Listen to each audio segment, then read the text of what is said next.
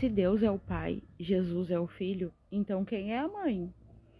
A maioria das pessoas acham, né, que a questão de Deus por ser Deus, ele não precisaria de uma figura feminina para gerar os seres.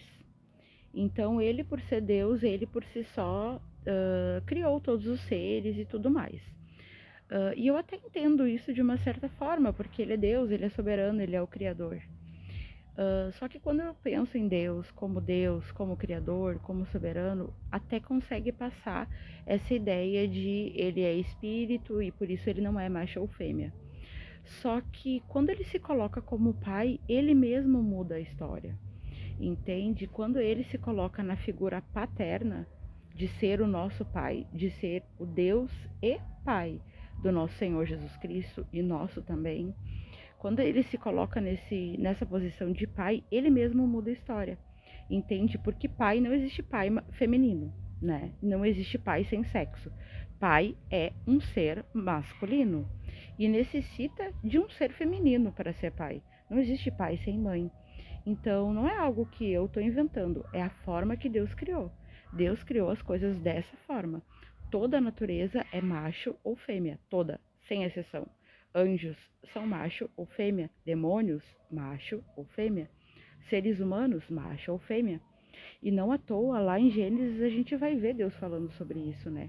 A criação como sendo algo que não foi feito apenas por uma pessoa, por um ser, né? Mas a criação, como eu falei no vídeo anterior, quem não assistiu, entra no perfil e assiste o vídeo anterior, mostrando quem estava com Deus na criação.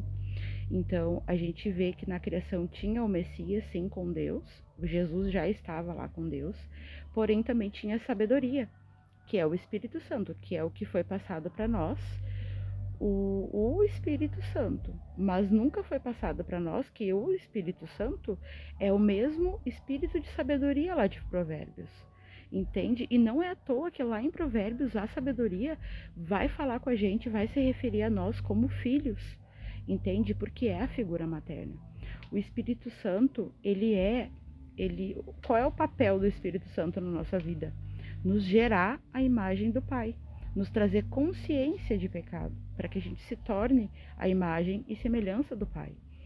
Então, tem um texto do apóstolo Paulo que eu acho muito interessante e as pessoas não se perguntam, sabe?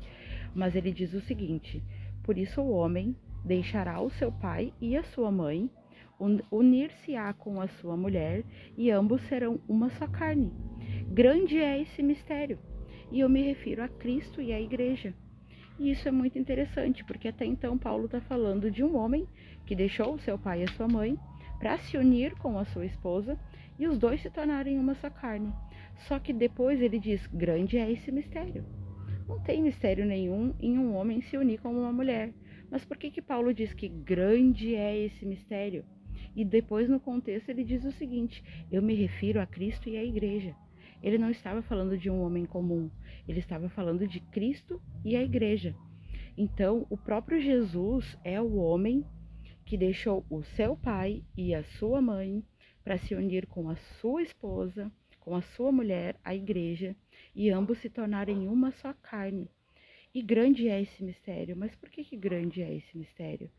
Porque sempre foi nos passado que Deus é pai, que o Messias é o filho, mas nunca foi passado que tem uma mãe por trás, que tem um espírito que é feminino, que gera, entende? Que nos gera a imagem do Pai. Então, como o apóstolo Paulo diz, grande é esse mistério, porque não foi nos ensinado assim. Mas o Messias é o homem que deixou o seu pai e a sua mãe para se unir com a sua mulher, a igreja, e ambos se tornarem uma só carne. E grande é esse mistério.